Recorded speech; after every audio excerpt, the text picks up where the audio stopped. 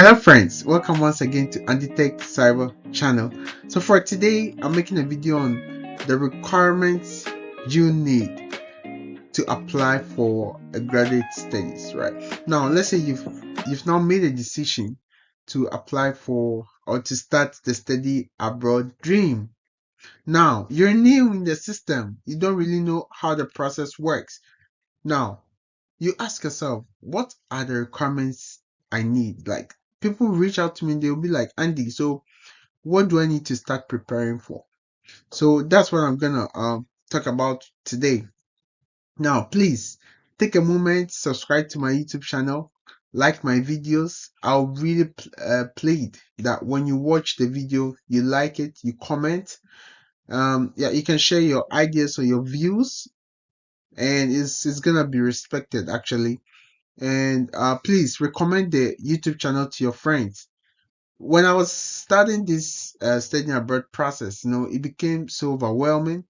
I had to fish out information, right? And so I'm just trying to make the process really easier for anybody else who want to start this process. I suffered, right? I had sleepless nights. I sat in front of my computer day and night searching for information.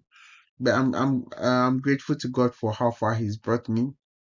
And so, yeah, please kindly subscribe to my channel and also recommend to your friends.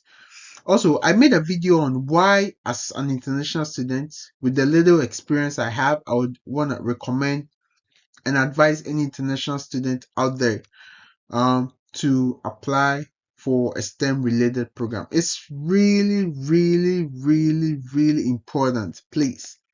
I'm not saying it's not good to apply for a non-STEM, but especially with respect to the immigration, part of being an international student, trust me, it's hectic. So you need to buy some time for yourself, especially after school. So go watch the video. It's educative, it's informative, right? Let's get into the video now. These requirements I'm going to talk about, they are basically a general requirement. It doesn't really matter. It cuts across majority of the countries, Canada, US, UK, etc. So if you want to apply for a graduate studies and even undergraduate studies, right? These are documents you'd want to start preparing for. Let's get into the video.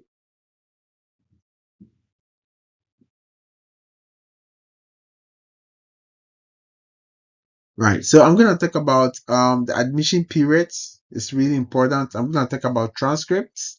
Now, what are transcripts? I'm going to talk about statement of purpose, alias personal statement. I'm going to talk about that. A recommendation letter, a resume, passport, academic test scores. What are those standard tests? Application fees. So these are basically general documents and requirements you need to prepare for.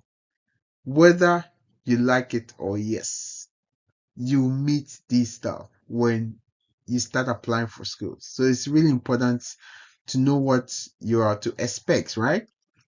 Proactivity, that's the word. Okay. Now, when we say admission period, I'm gonna use United States education system because personally I'm in the United States, so I have knowledge, much more knowledge in the United States education system, so that's what I'm gonna use. Right. Now, when it comes to the admission period or application periods for United States, we have three main semesters. So we have the fall semester, we have the spring semester, and then we have the summer semester. Now, among these three semesters, we mainly, term the fall semester as the mainstream semester. Basically, it's really important when you decide to apply for a school, please sit down, think, which semester do I want to start studying? It's really important. Now, I'm pretty sure majority of us apply for schools hoping to get a scholarship, right? I want to tell you or give you this information. Sometimes the semester you apply for or the semester you decide to study, you start studying also counts whether you will be able to get a scholarship or not. So it's really important. Now, I mentioned fall semester. Fall semester, basically, these are the advantages in applying for starting your studies at the fall semester. Fall semesters mostly has a lot of people, of course, applying for a school. Now, when it comes to a school granting scholarship or scholarship opportunities like graduate teaching assistantship, graduate research assistantship, fellowships, merit scholarships, etc. Mostly comparing the fall semester to the other two semesters, that's spring and then summer, you realize about 80%, you know, 80% of students, well, let's say 70%, right?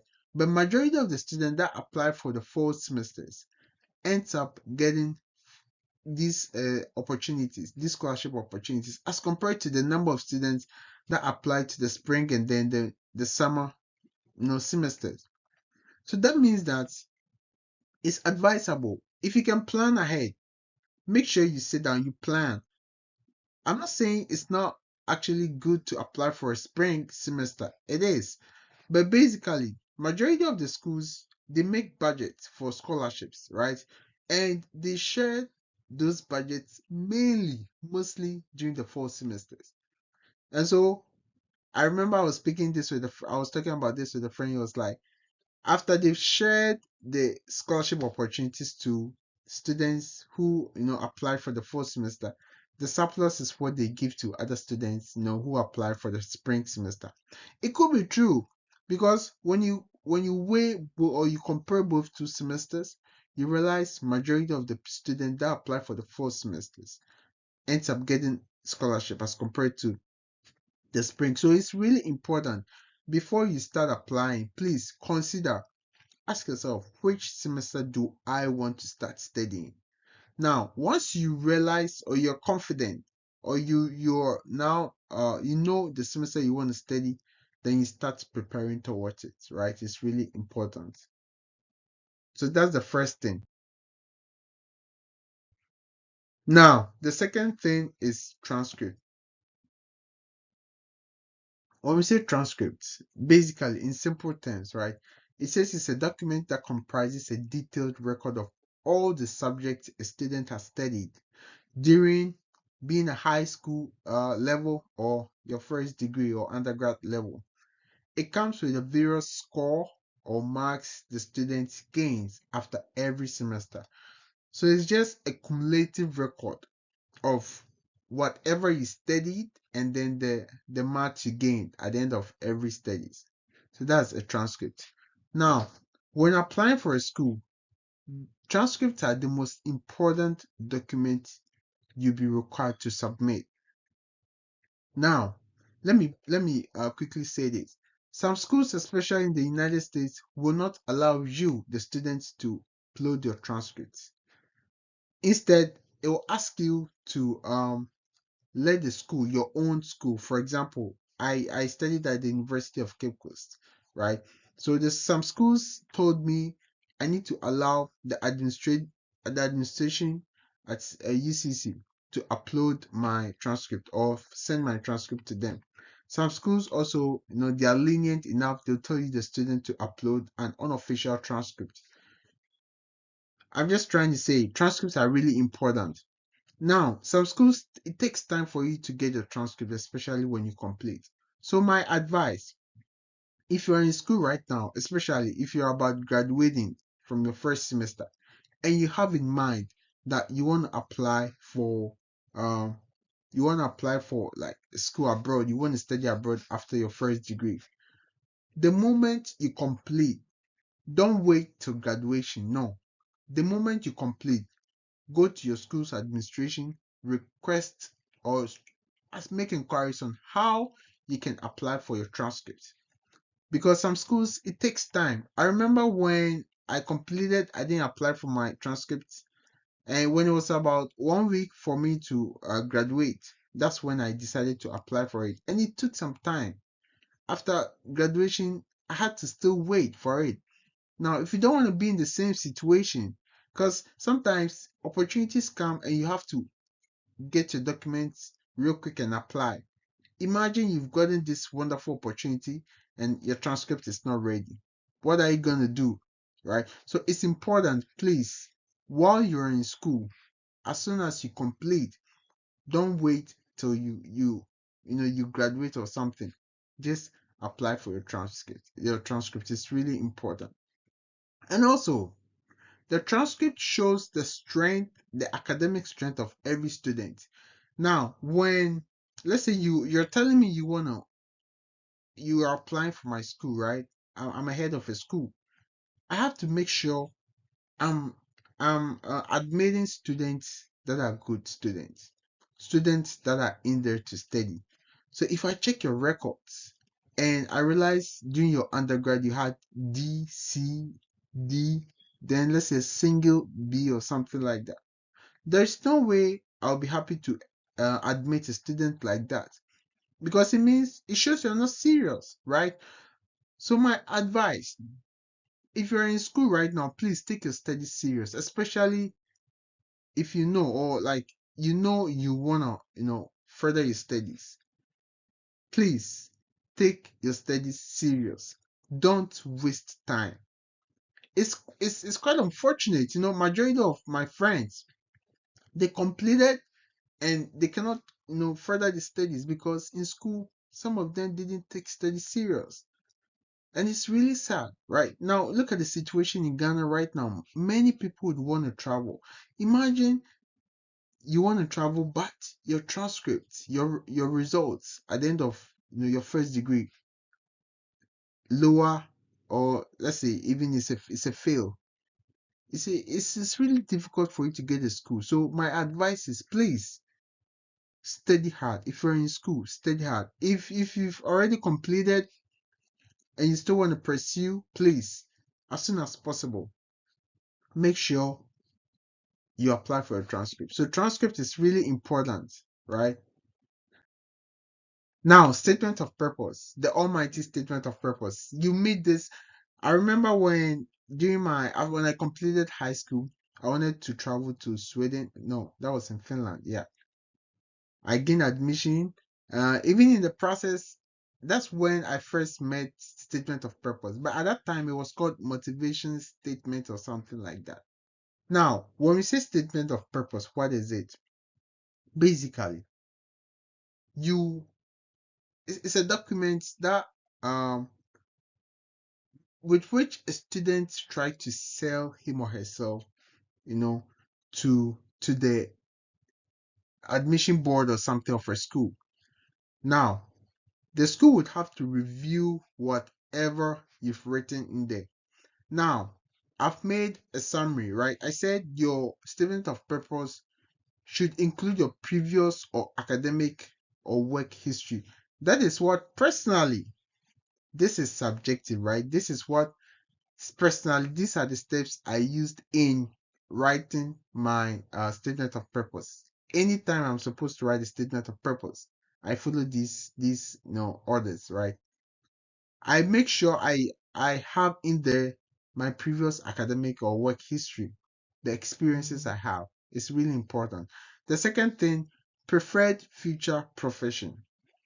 Now, you have to in that document you have to explain to the school or to anybody who would review your document. Let the person know what you wish to do, what your future career prospect, what it is. For example, I want to be a penetration tester, right, as a cybersecurity profession. So in my resume, sorry, in my statement of purpose, I have to explain I want to become a penetration tester, right? Now, after studying that, um, the other thing you also want to consider is, or you also, it has to come in actually, not just consider, is you have to explain why you chose a particular program. For example, I chose cybersecurity. In my statement of purpose, I had to explain I want to be a cybersecurity professional, right? Now, why did I choose cybersecurity? So I chose cybersecurity because I know with the curriculum I actually went through for the with regards to IIT, I realized that's gonna help me gain knowledge, skills, in order for me to be able to become the penetration tester I wish to be.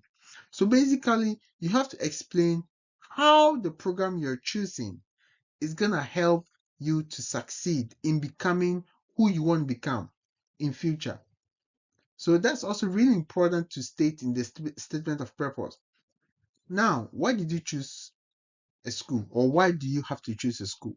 There are numerous schools out there.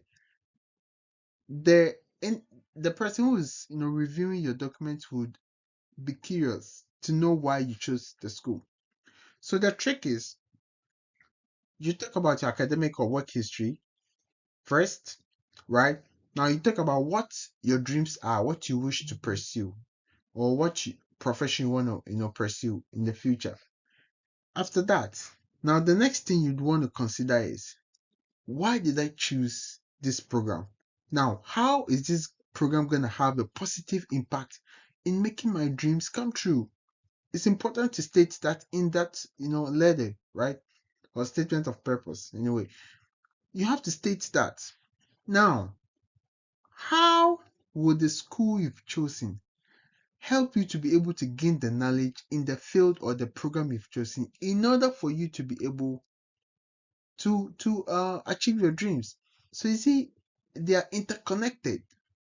If you know how to write a statement of purpose and you write it in this order, you'll be able to convince anybody else who is, and the person who is reviewing your documents, you'll be able to convince that person, you know, and that's gonna help you a lot. Statement of purpose is really important because you're not there to be able to convince someone, the person reviewing your document, why he or she needs to give you admission. So basically, the statement of purpose, that's what's gonna talk for you. So you'd want to be, as descriptive as possible. You know, like I said, you have to be. It's like a descriptive essay. You have to be, you know, as descriptive as possible. Is really important. So that's basically what a statement of purpose. What gave you the motivation for you to be able, for you to decide to apply for a school or to apply for a program? Basically, that's statement of purpose, right? So if you have any question, please don't hesitate to send me a message, or yeah, you send me a comment so that I can help with that.